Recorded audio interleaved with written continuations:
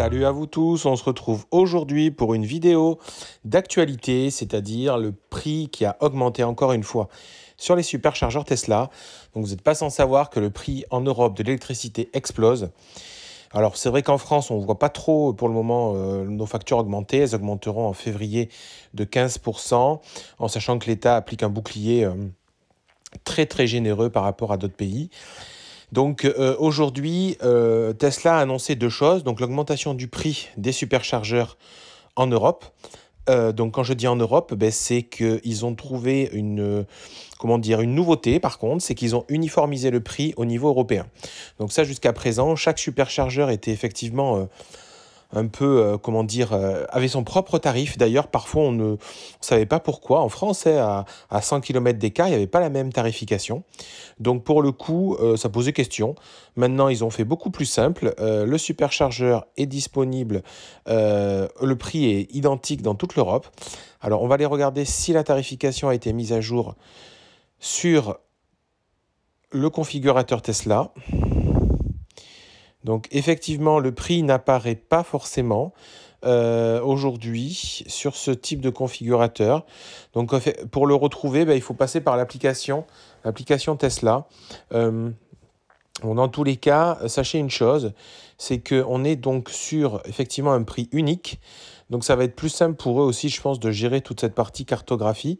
Comme vous pouvez le voir aujourd'hui sur Automobile Propre, qui titre « Recharge des Tesla, forte hausse des prix aux superchargeurs ».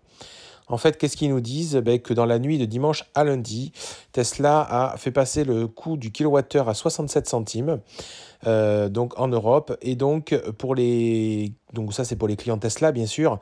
Et pour les non-clients Tesla, donc, qui peuvent quand même recharger aux superchargeurs qui sont ouverts, on est maintenant à 79 centimes. Donc, ça représente une envolée pour certains superchargeurs de plus de 30%. Alors, je dirais que ça fait énerver, rager beaucoup de monde. Ça, c'est un fait. Mais malheureusement, c'est la loi du marché, du prix de l'électricité. Le bouclier tarifaire qui s'applique aux particuliers en France, par exemple, ne s'applique pas du tout aux entreprises. Donc, on est effectivement sur le prix plutôt libre du marché. Ça, c'est une première chose. Après, la question, quand effectivement je titre 15 € les 100 km, mais on s'approche où on est, suivant la saison, effectivement.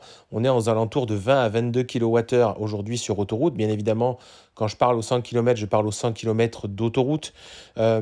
Parce qu'effectivement, quand on utilise les superchargeurs, généralement, c'est qu'on fait des longs trajets et généralement qu'on utilise les autoroutes, voilà, pour être clair. Donc 15 € les 100 km, on est aujourd'hui sur un véhicule thermique qui consommerait environ 8 litres au 100 sur autoroute, en sachant que si on prend une base de tarif, alors je ne parle pas du tarif remisé actuellement là en France, qui est artificiellement baissé par une aide de l'État, mais entre 1,80 € et 2 € le litre. Et si on prend 8 litres au 100, ça nous fait approcher les 15 € environ.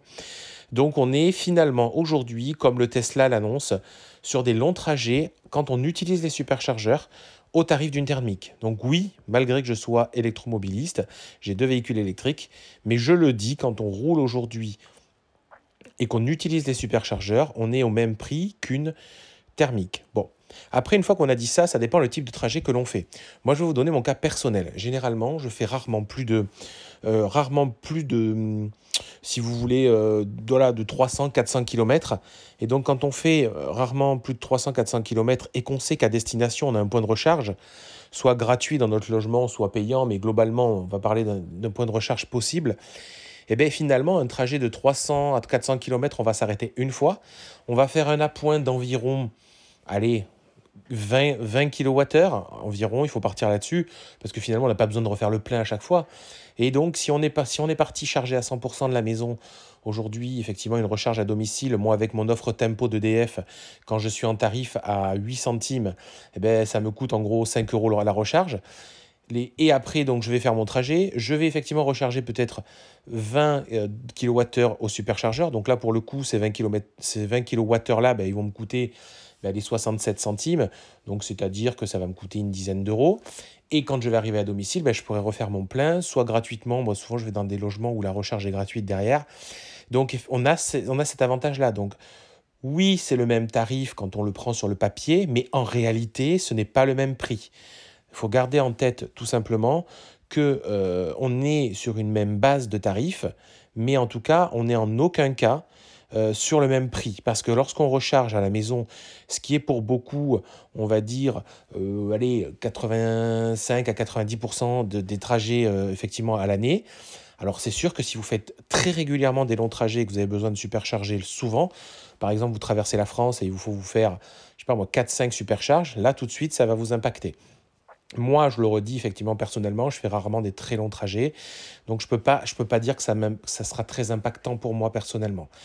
Alors, bon, bien évidemment, je fais abstraction du fait que, voilà, pour le moment, j'ai toujours pas, je paye toujours pas mes supercharges jusqu'à, je crois, avril 2024. Mais en tout cas, même si je devais les payer, ça n'aurait pas un impact très fort quand on ne fait pas des très longs trajets régulièrement. Voilà, donc ça, je veux bien le préciser. Au quotidien, je roule effectivement avec une recharge aux alentours de 5 euros. Donc même si c'était 8 euros la recharge totale, donc pour faire environ 300 km, on est vraiment sur des niveaux de prix extrêmement compétitifs, sans compter les fois où on peut peut-être charger gratuitement quand on va faire ses courses, ou certains peuvent charger gratuitement à leur travail. Donc oui, beaucoup je dirais, comment dire, de la presse titre sur explosion des prix, le gazole est maintenant moins cher, même regardez sur Presse Citron. Alors je peux vous dire qu'il y a peut-être des journaux qui vont se faire plaisir pour continuer à descendre la voiture électrique. Sauf que souvent ce qu'ils oublient de dire, c'est ce que je vous expliquais, c'est qu'on recharge à la domicile et que ce n'est pas du tout le même tarif. Voilà ce que je voulais vous partager. Je reviendrai vers vous bientôt pour de nouvelles vidéos. Vous savez que j'ai commandé un modèle Y. Bon, on va voir. Il semblerait que ça s'éloigne de plus en plus la possibilité d'acheter le modèle Y. Petit aparté, compte tenu de l'écroulement des tarifs de rachat de la modèle 3. C'est pas grave, c'est que ça ne devait pas se faire maintenant si ça ne se fera pas.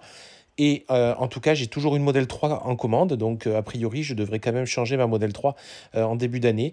Donc on part sur cette base-là, et puis je vous tiens au courant. Surtout, suivez-moi sur Twitter. Voilà, je partage tout sur Twitter, Instagram. Abonnez-vous au YouTube. Et puis, bien sûr, voilà, mettez un pouce bleu si ça vous a plu. Je vous dis à très bientôt. Bye bye.